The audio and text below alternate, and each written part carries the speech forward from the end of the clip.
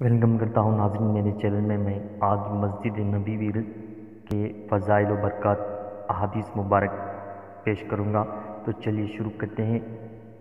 حضرت ابو ہریرہ رضی اللہ تعالیٰ عنہ سے مروی ہے کہ حضور نبی کریم صلی اللہ علیہ وآلہ وسلم نے فرمایا، مدینے کے راستوں پر فرشتے بطور محافظ مقرر ہیں، لہٰذا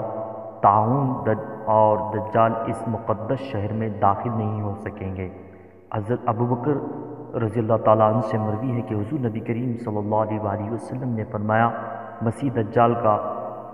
مدینے کے اندر داخل نہیں ہوگا۔ اس شہر کے اس دن 7 دروازے ہوں گے اور ہر دروازے پر 2 فرشتے مقرر ہوں گے۔ اور ایک حدیث میں ہے کہ حضرت انس رضی اللہ تعالیٰ عنہ سے مروی ہے کہ حضور نبی کریم صلی اللہ علیہ وآلہ وسلم نے دعا فرمائی، اے اللہ مدینہ منورہ میں اس